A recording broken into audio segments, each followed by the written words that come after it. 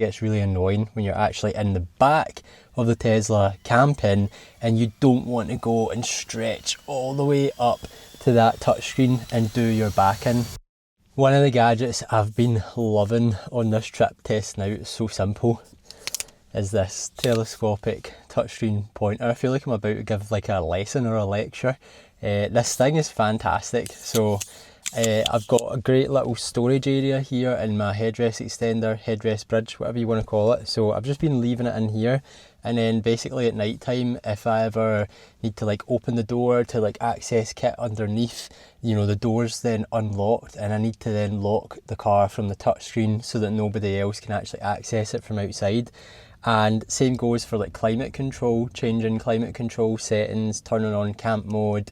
There's a lot of features in the Tesla that you can only control via the touchscreen. You can't control them via the app. And that's where it gets really annoying when you're actually in the back of the Tesla camping and you don't want to go and stretch all the way up to that touchscreen and do your back in. Because let me tell you, just camping in the car when it's been bucketing with rain basically this entire trip, you end up spending a lot of time in the car. So you really do need to look after your body. You don't want to do your back in, and this thing just saves the day. It allows you to easily use the touchscreen. So let me demonstrate that just now.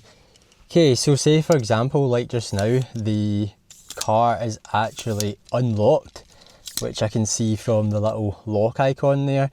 So what I've actually been doing as well is, because I've got this headrest extender here, it kind of creates like a support here for me to rest this touchscreen pointer on, and then I can just kind of like articulate it any way I want. And it just gives me a point of contact just to have like a bit of balance. And it's just going to make it easier to actually touch the touchscreen. So let's see if it actually works. And there you go. So yeah, it's not as easy as using your finger if you were actually up at the touchscreen, but it saves you having to stretch. And I think it just takes a bit of practice using it with both hands just to give it a bit more support. And you can just, and it's a tiny little button there as well that I'm pressing on the touchscreen. Same goes for climate. So the climate's currently off, so we can go turn the climate on there, and I can basically push this. I could turn on camp mode, and then also the auto air recirculation is on, set to auto, so I don't want that to be on. I want that, so that's basically air recirculation enabled. That's going to recirculate the air inside the cabin. We don't want that when we're camping in the cabin in the Tesla, because we don't want the risk of CO2 building up. So we're going to actually turn that off. Now it's on auto. We're going to turn it, oh, that's it off, so it's greyed out. Now the car is being forced to draw in fresh air from the outside constantly, so long as we have these settings enabled. But if I want to turn that off, I can easily just go here and just turn it off. If I want to navigate the map, I can do that too. Say I want to check out Loch Earn Sailing Club. There you go, you can see the reviews. How about if I wanted to climb Ben Vorlich, which is next to me, I can go in here, I can read all of the reviews. I can see the photos as well that people have put up. And the best thing is that I'm super comfortable here. My back is not having to do any work at all. And what you could also do is, if you don't have the headrest extender, you could actually just use the seat. So you could just use the head rest of the seat as a point of contact, and again we'll just do the same, touch it.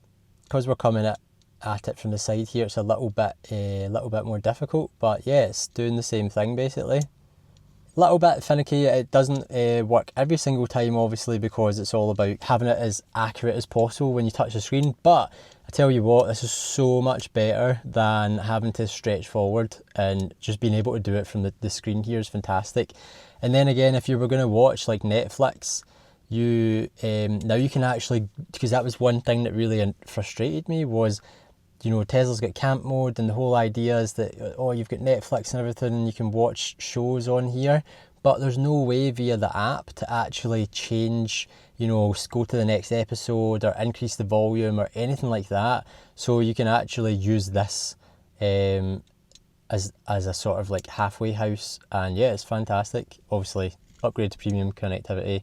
I don't actually have premium connectivity, I just use the hotspot on my phone, but I've got zero internet here. So yeah, I highly recommend these touchscreen pointers. You can pick them up really cheaply. So I'll leave a link in the description where you can grab one on Amazon. I think they literally cost like $10, less than $10.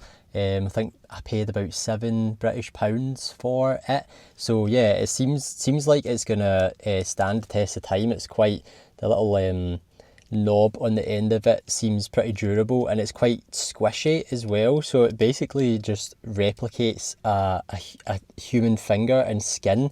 It even has like these little grooves in it that almost look like fingerprints in a sense. It's got like some sort of texture. So yeah, really cool device, and it's really long, so you can actually, like, I'm sitting in the back here, obviously I can easily touch the touchscreen. I've got even more length to go basically, so you could even be further back in the car and be able to actually use the touchscreen.